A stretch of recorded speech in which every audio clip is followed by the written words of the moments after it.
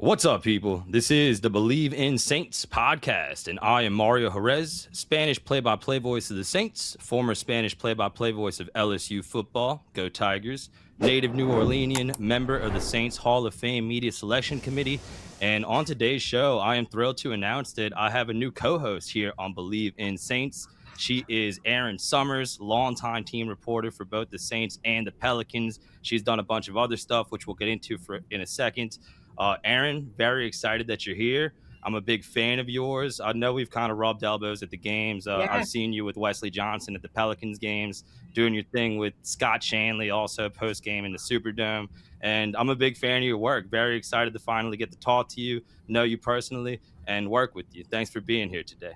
Yeah, I'm so excited. It's going to be great to be able to stay in the realm of talking Saints. And this team is something that I'm really intrigued to watch this upcoming year. I think it's going to be an exciting one in year two under head coach Kellen Moore. So I'm really excited to be joining you so we can break it down as it all happens. I agree with you. There appears to be a lot of optimism around this team with the fan base, with the media inside the building on Airline Drive, which I know you're very, very familiar with.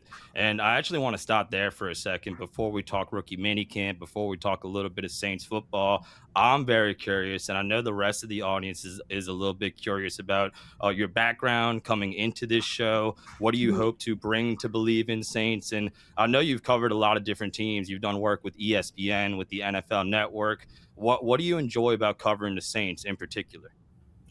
It's definitely been an interesting career journey to get here. I think going into COVID, nobody knew what they were going to be doing coming out of COVID and the pandemic. And at that point, I was doing all freelance work. And so I started looking for a full-time job, and I landed with the Saints and the Pelicans. And it's been a great past 5 years. There's been some shakeups obviously within the building. And so my time there is done, and I'm moving on back into the freelance pool and going to be able to dive into some projects that I'm excited about. And one of them being Bleav in Saints. And I do believe in the Saints, and I'm really excited about this season and what they're going to do. Well said, as am I. I know you're a little bit familiar with my background, but I've done the play-by-play in Spanish going back to 2019. I've done a lot of radio. I've hosted my own shows here in New Orleans, in Baton Rouge. I know you're familiar with Gus and some of those guys, and you've appeared on some of these shows, so you know exactly what I'm talking about. But I'm like you, man. I love being around this team. I'm a native of New Orleanian, I'm a native New Orleanian, as I said in the intro. And I think, the connection that this team has with its fan base, the coverage that so many talented media members like yourself provide, it makes for a lot of fun. So I'm also looking forward to the show and looking forward to working with you. And with that being said, let's get right into it. I was at rookie minicamp half of the time this weekend, Erin. I was able to attend on Friday. I had some work responsibilities to take care of on Saturday. But before we go into individual players, what we're looking at in particular, what caught your eye, whether it be at the Friday period or the Saturday period, as the Saints rookies started life in the NFL and they reported the rookie camp? It's always funny talking to the rookies at this point in the season because it is such a whirlwind going from leading up to the draft and all of the meetings and the conversations you're having to train and get ready for the combine. And then the draft happens.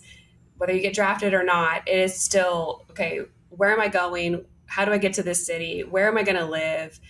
And it's, you get put into a hotel and you get handed a playbook and you're like, all right, you're going to start practicing tomorrow, figure it out. And it's a lot for these guys to take in. And I think that was something that they emphasized on the coaching staff side of things. Head coach Kellen Moore talked about it. He wanted to throw a lot at them to see who could retain it and how people reacted. And even the undrafted players, that was something that they were evaluating, is their ability to take in that information and then apply it quickly, because you can't really practice the speed of the game, but in any way that you can try to emulate that during a practice, that gives you some intel as to what could happen during a game and how they might react when you're throwing different stuff out there. There's the pressure of the moment, and they're looking for players that are going to be mentally tough and be able to process stuff quickly, not just physically, do the job, but mentally be on top of things as well. So it's funny, all of them wide-eyed in the locker room, like, it's been so much, it's a lot, but hey, we're ready to go. And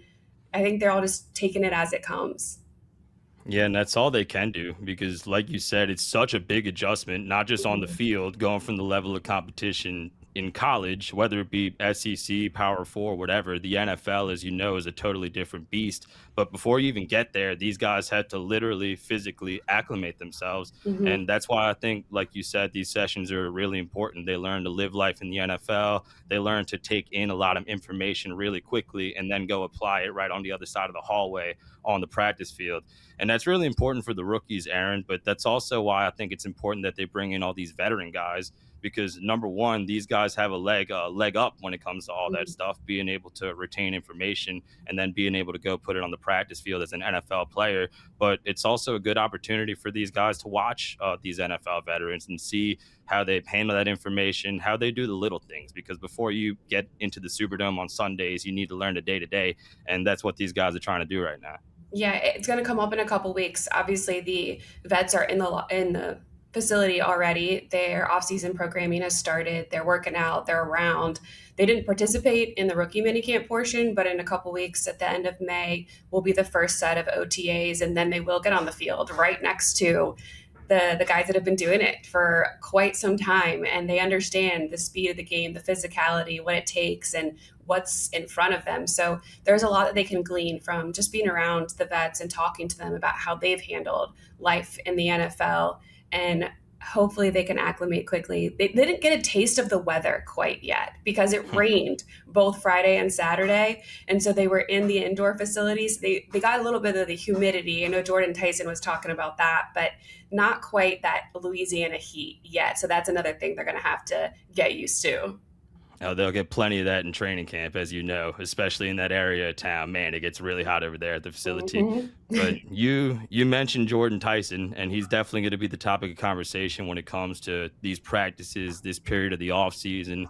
And we'll both give our opinion on it Yeah. here. You know that the injury discussion is always going to be a part of it until he proves he can get on the field and play week to week. That being said, I like that he was out there for the first session on Friday. You were able to see him in that number 0. He was moving around really well. You see a little bit, although they're out there in shorts and helmets, you see a little bit of the reason why the Saints drafted him. But then he did not practice during that Saturday period. You know that's going to be mentioned on shows like this throughout the week. But ultimately, I don't think it's that big of a deal. And I think it's good that the Saints have a process in place for this player who did suffer some injuries, Mhm. hamstring injuries specifically towards the end of his final season in college. But again, it's a process. They're ramping him up. They hope to have him fuller to full participation in training camp and then ultimately for the games, which is what counts. So it needs to be discussed. It's always going to be discussed when it comes to this player. But ultimately, I don't think it's very much of a big deal. I don't think it's this glaring red flag with his injury history. It's just what the team felt like they needed to do because they just have this player at the building for the first time. You run him through a full practice on Friday. You want to see how his body reacts because he has had the hamstring, the ankle, the knee, the collarbone, a few things there. And you mentioned the hamstring being the most recent. So how does his body respond? And let's not put too much on him too quickly and try to figure this out. And Coach Moore called it a maintenance plan. So, how are we going to handle his injury history, what he's coming in with, and making sure that the most important thing happens, and that's him being on the field ready to go on game day. So I think it makes complete sense to be smart about this and evaluate how his body reacted from Friday's workload and then try to continue to figure that out as the season goes on, add a little bit more onto his plate. Coach Moore didn't say whether this was going to be something that they continued to do. It's going to be a process. And I think we're going to see him during OTAs, maybe not every day to start, but we will see him start, like they like to say, that ramp up process to being that full participant every day. I want to get your thoughts on the player as a whole here because Yeah. I really like that. I really like that pick, Aaron. Mhm. And I said leading up to the draft, actually, on this very show, that it wasn't a very well kept secret that the Saints really liked Jordyn Tyson, and they acknowledged his injury history, but it's not something that's going to scare them off, especially when you consider kind of recent cases of similar players. Marshawn Lattimore had serious hamstring injuries coming into the NFL that hampered him in college. Ryan Ramchick ultimately had to retire early, which was unfortunate, but he had some injury concerns coming in. The Saints got him on the field consistently, and in my opinion, it was more than worth the pick. And this is a really complete receiver. He could play the X, he could play the Y, he could play the Z. He's somebody who's a threat on all three levels of the field. And as good as Chris Olave was last year, as good as that second team All Pro season was, I think a player like this can unlock him even further and make him an even more efficient player. So I really like the pick of Jordyn Tyson. What was your opinion of the Saints taking him at number 8? I think Tyson was the most well-rounded wide receiver coming into the draft. He does show a lot of versatility. He can run all of the routes. He's got speed. He's elusive, but he also can play through contact. He's got good hands and he's got good catchability after the catch. He can gain ground after making the catch. And I think that that's going to be important. The Saints really needed that number 2 threat because it does take some attention off of Chris Olave, hopefully giving him opportunities to be more open. But if he does still draw most of the attention, then you have this player and your number 2 that is ready to go and can be a threat in multiple ways on the field. So I think that only makes your offense obviously more of a threat. And then you start adding in the other pieces that they've added in different positions with the running back and the tight ends, which I'm fascinated by the tight end group and what that could look like for this team going forward, and how many 12 personnel sets are we going to see this upcoming season. But I think they needed somebody that was going to be ready to go from day one to be that wide receiver 2 alongside Chris Olave. And you can look at the roster, and they have a lot of receivers in that room, but they didn't have that guy, especially after the trades and the movement we saw during the season last year. Well said. And they invested in position even further with Lance and Barryen Brown, which we'll get into in a moment. But Yeah. we're on the same page. Good draft pick, taking Jordyn Yeah. Tyson at number 8. And with their second selection, the Saints took Christian Miller, the interior defensive lineman out of Georgia. And conditioning might be a topic for him going into the NFL. That's a big boy, might be a two-down player early on before he develops into a more complete player. But he was not participating during the rookie minicamp this weekend. Kellen Moore says he's dealing with a minor injury. I like that pick also. Somebody who I think will compete for snaps early on. Like I said, maybe can develop into more of a three-down player sometime during the length of his rookie contract, but did not participate during this rookie minicamp session. What were your thoughts on that? First of all, I like the fact that all of the rookies have signed their contracts. He was the last one, but he did sign Saturday morning, 4-year contract there. So he is locked in, which is good. Sometimes those second round picks are a little dicey as far as trying to nail down numbers and what value is for those second round picks. But for him, as a defensive tackle, I'm not as concerned about his participation because at this point, there's no contact. You don't have pads on. It's a lot of just going through the motions for these linemen. And I think the real work is going to come later on in the season when they're able to really line up against somebody else. And you can teach some technique things. You can tell them what you would like to see, but you want to see them go one-on-one. Those are some of my favorite drills during camp is when the offensive lineman and the defensive lineman go up against each other. It gets very competitive. And it seems like Christian Miller is somebody who loves that. He said he is a physical guy. He loves physicality. That's what gets him going. He is a big body, and we'll see as he's working through this minor injury if that conditioning element and getting him in a little bit different shape going into his NFL season here helps some of that, maybe makes him a little bit tougher at the line and a bigger force. Saints need to get better on the interior, Aaron. That's been a Yep. theme on this show. Whether you're talking about the trenches on defense, stopping the run, or on offense, especially in the short yardage where the Saints Mhm. weren't very good. They hope to get better there, and they hope that Christian Miller can do that on defense. Jeremiah Wright can help do that on offense. But another place they really need to improve is special teams. And I got to say, as a whole, I love the investment that they made into special teams during this draft. Obviously, Barryen Brown is a big topic of conversation, especially around these parts, playing for LSU and being such an effective kick returner in college. But I really like the drafting of Lorenzo Styles because if you dig in through the weeds, he was statistically one of the best special teams players to ever come through Ohio Yeah. State. We're talking 500 plus snaps. He had a 99-yard kickoff return for a touchdown, which was the first one for Ohio State in like the last 15 years. And you've been close to this team. You know about the absence of guys like JT Gray and Banjo, these special teams aces that I really think went a long way in helping the Saints win games. That hasn't been there the last couple of seasons. And whether it is a Barryen Brown, whether it is Lorenzo Styles, I think it's really worth the investment because during the Sean Payton era, that was a really, really underrated aspect of the Saints' success. And I think they're trying to get back to that level of play on special teams. Absolutely. It's not a knock to be a special team star and to solidify your role on the team that way because you're going to have opportunity. JT Gray did as well to get in on the defensive side of the ball when injuries occur. And somebody like Lorenzo Styles, who primarily worked as a nickel and a slot uh, corner last year, I think that that is going to be something that is going to be really key for this team. It's a need right now with the absence of Alontae Taylor moving to the Titans.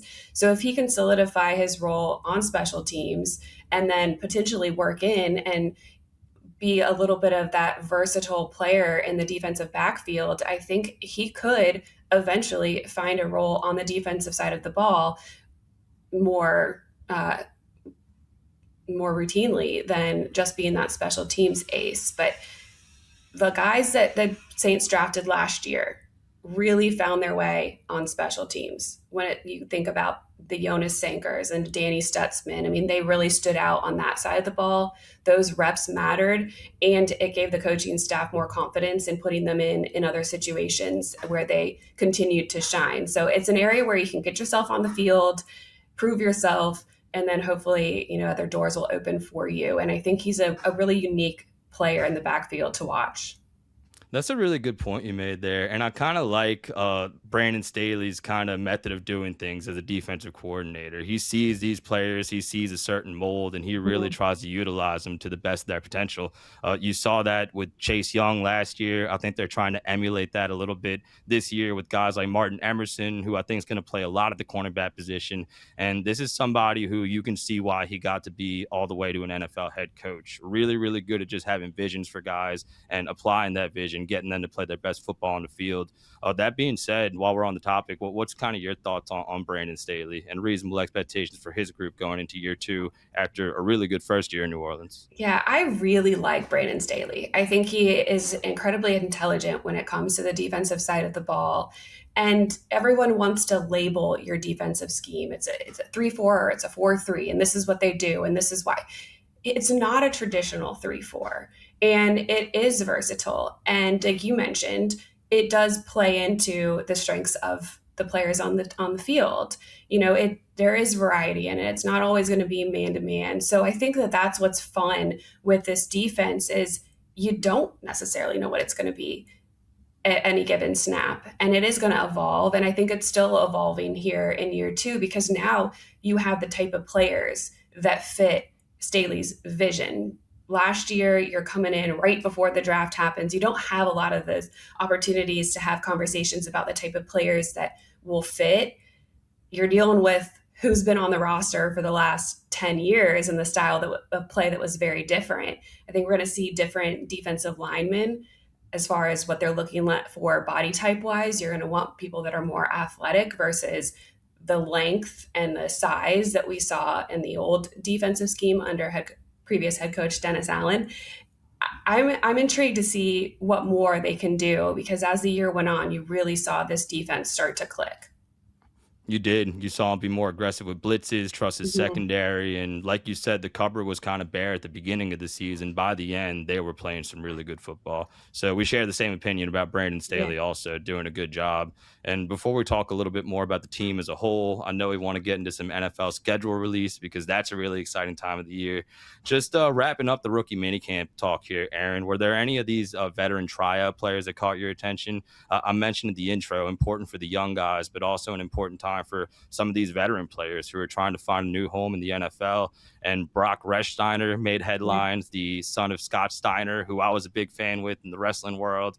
Cam Hamilton appeared for a veteran tryout. On last week's show, I talked about Younghoe Koo being interesting, Erin, not just because all Saints fans control Falcons fans, that's going to happen, but we were talking about somebody who was an elite kicker not long ago, not a Mhm. good kicker, an elite kicker. statistically the most accurate in the NFL. And it's interesting because he was having a pretty good 2025 season 2 seasons ago, but dealt with an injury in his hip towards the end, started the following season really badly, only made like 12 out of his last 20 kicks with the Falcons, and then went to the Giants, dealt with some more injuries, didn't do very good statistically there. But it looks like it's something that could be a physical thing that maybe developed into a mental thing. But if he's healthy, if he gets his confidence back, that's somebody who can be a really good kicker, and certainly somebody who can challenge Charlie Smyth if he starts to falter a little bit. So whether it was him or any of these other veteran players, did any of those names catch your attention at rookie camp? Yeah, I think Younghoe Koo is a really interesting one because it's weird to see him in a Saints uniform walking around out there after seeing him in the Atlanta Falcons uniform for 6 years. He was very accurate, 178 for 205 field goals over his time there. And I was walking in the park yesterday, Mother's Day, taking a little lap, and I heard a boy talking to his mom about the Saints and what's been going on. And he's like, "You'll never believe, you got to see this kicker that they just brought on." And I could hear him pulling up the video, and his mom's like, he didn't even kick the ball. He kicked the ground. And I'm like, that is the Charlie Brown meme right there from the Giants game against the Pats last year. And I'm just laughing to myself because he's kind of dogging the Saints about it. And I'm like, yeah, it was a funny moment, unfortunate moment for him. I'm sure that he would like people like me to stop talking about, but he is a good kicker. And we saw this with Blake Groupie. He got in his head. The yips are a thing when it comes to kicking. And Groupie has done extremely well at his next stop. And I think there's opportunity for not just Koo to succeed here, but I think push Charlie Smyth to be even better because he is going to be a veteran kicker in the room to help bring Charlie along because Charlie is still very young as a kicker and his experience, and he is willing to learn. And I think there is a lot of promise for him, but it's the consistency, the accuracy that we need to see continue to develop for Smyth.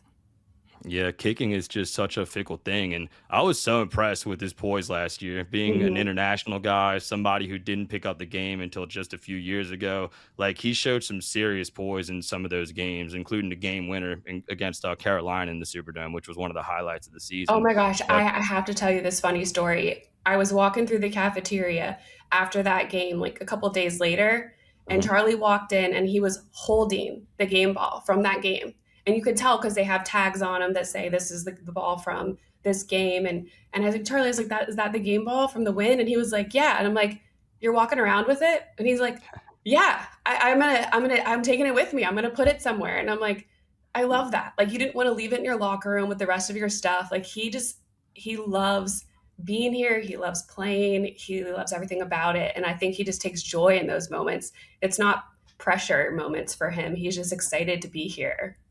Yeah, he is. And I actually have a Charlie Smith story as well. I saw him at the Irish Italian parade in Mid City a few weeks ago. And you could tell that's somebody who's really not just enjoying being on the Saints, but enjoying being in New Orleans. Yeah, So it's really nice to see him not just embrace the game, but embrace the culture down here.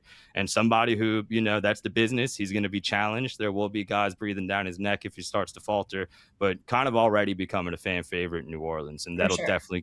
that'll definitely keep being the case if he keeps making his kicks. And while we're on the topic, Erin, I know you're not there anymore per se, but you spent a lot of time in that building during a very important time when Kellen Moore was just getting there, kind of building his culture. How would you kind of describe the vibe in the building with Kellen Moore, all of his staff, versus the prior staff that had a lot of instability with Dennis Allen being the head coach? Obviously, things didn't go very well, but you had a lot of different coordinators. You had a lot of new faces in there year to year. There seems to be a little bit of continuity now for Kellen Moore heading into year two, and he had a good finish to his first year, obviously. So, how would you describe the vibe in that building right now versus the previous staff? Yeah, you can tell. And it is vibe is a good word because you can't really put a finger on it, but you can feel it. And the last season for sure, but the last 2 seasons for head coach Dennis Allen, it was a little tense. It seemed like things were on edge, and there was a lot of pressure being put on wins and needing to succeed and having that success. Last year, it seemed like there was a sigh of just letting out, this breath that you've been holding for a while. And all right, we're going to clean slate, We have new coaching, completely new coaching staff on both sides of the ball. Everyone's given kind of a new opportunity to prove themselves, and they just had fun with it. Coach Moore made a big point about the team activities during the off season. They went bowling and paintball, and they did a bunch of things together because he thinks it's important to have that camaraderie. And the guys continued on it with themselves. Everybody, they go to dinners all the time, they go fishing, they have people over at their houses. And it's not just position groups that hang out together, it's across positions, across defense and offense. And so I think that that's huge, is the way that the team came together. They attacked what Coach Moore was asking them to do. And it just seemed like they were having fun and enjoying playing football again. And it carried towards the end of the season with the way they were able to stack some wins, regardless of who was on and off the field. And that's what ultimately counts. But I just like that he's kind of an enigma. Like, he's Yeah. such an interesting cat because so much success as a player, legendary quarterback at Boise State, got the hash mark colored in orange in his honor. Uh-huh. And he's so well media trained. Like, he doesn't tell us very much, to be honest with you, like in press Mhm. conference situations. But I think his players understand him. I Yeah. think he's really good at relating to his players and doing stuff like you mentioned, team activities. And maybe the fans and the media don't see it, but the players definitely have his messages resonate in the locker room. And for what it's worth, I think he's letting loose a little bit more, Erin. Like, he's cracking jokes at the podium and stuff Yeah. like that, and definitely still has to do it on the field. He's been a head coach 17 games and has a Mhm. 6-11 record, but you certainly understand the optimism around the second year coach. Yeah, I think it was running back Alvin Kamara who said that once I see his personality, I will let you guys know what it is, because he is just kind of an even keeled dude. But what Kamara respected about him was he had an answer for everything. If you asked him, why are we running this play now? Or why do you want us to do this drill? Or whatever it was, he had an answer. And I think that regardless of what the coach is telling you to do, you might not agree with it all the time. But if he can tell you the why behind what he's asking, I think then you can say, okay, well, you thought it through, you have a reason for it, and I can respect that and do it, and we'll see if it works. So I think that there is that dynamic between the coach and the players where there is that understanding, that conversation that can be had, and he's open to changing things up if it doesn't work, or hearing the players' side as well. I mean, he values what they have to say because they're the ones that are actually on the field doing it in those moments. Well said. And this next topic is perfect for the end of the show. On this show, I'll try to establish the last segment being social media related, talk about what's going on Saints Twitter, stuff like that. Last week, we talked about Tyrann Mathieu and his words and all the drama around Alvin Kamara. This week, we have the NFL schedule release, which is Mhm. perfect for this kind of thing. And I know you might have some thoughts on the Saints specific opponents. We already know who our home opponents will be and who our away opponents will be. But I look forward to the work on social media this week, Erin, because a lot of these teams have so many talented people in their digital media department, in their social media department, and these schedule releases have become like full feature productions with Yes. all kinds of like memes and pop culture references. I got to say, the Chargers do a really good job. They're one of the Probably best one of the teams when best, it comes yeah. to, yeah, very modern. And Yeah. sometimes it could be a little cringe, right? Like trying to relate to the young people. But I think all these teams really do a good job. So I'm going to be on Twitter. I don't care if the information gets leaked. I'm still going to look forward to that. And that's what I'm most pumped up about here on NFL schedule release week. What are your thoughts and what are you looking forward to? Yeah, I think that it is fun to watch all the videos that come out because some of them do go over the top and it's this whole extravagant production. And then you had like the Titans a few years ago who just walked around with the logos and tried to get people to tell them who they were playing. And Da-da-da-da. the things that these people were coming up with, sober or not, were hilarious as far as who they thought these opponents and teams were in the NFL. And that's just classic, like very simple, but it hit. Obviously, I think as a Saints fan, you're looking for when is that game in Paris going to be, nailing down the date. It's been leaked out there, but like, what is it actually? Let's put it in writing and go. As far as going off of last season and how many, or if the Saints get any primetime games this year, is going to be really interesting to watch as well because they didn't have one last year, and I think they might have earned themselves a couple this upcoming season. I would think that they are going to have at least a few. I mean, there's a lot of excitement around this roster, the Mhm. acquisitions that they've made, and then Tyler Shuck too. I mean, young quarterback has had a lot of success, but if he continues that success and rides that wave of momentum into his second year, you could be talking about somebody who's approaching household name territory and somebody who the networks will definitely want on prime time. So I'll predict that the Saints will have at least one prime time game this year. Ooh, you're really risking it all, putting one out there. At least. Well, we'll see. And they got the flexible schedule as they get later on in the season, so Yeah, all that can vary. Erin, this has been a lot of fun. Like I said, I'm really enjoying the show with you. Really looking forward to working with you. Any final thoughts as we wrap here on today's episode of Bleav in Saints?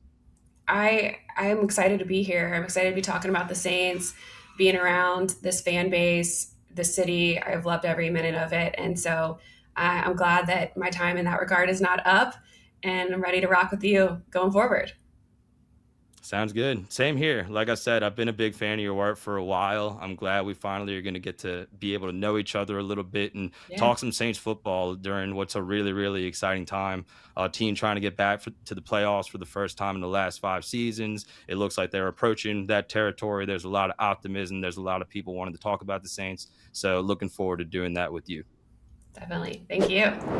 All right, thank you, Erin. That'll do it for today's show. Do not forget to hit subscribe, leave a 5-star rating, write a review. Shout out to those of you who have already written reviews. Very nice. Appreciate you guys. You can find us on Apple Podcasts, Spotify, Amazon Music, YouTube, wherever you get your podcast. You can find Bleav in Saints. For Erin Summers, I'm Mario Jerez saying see y'all next time. Appreciate y'all. Who dat?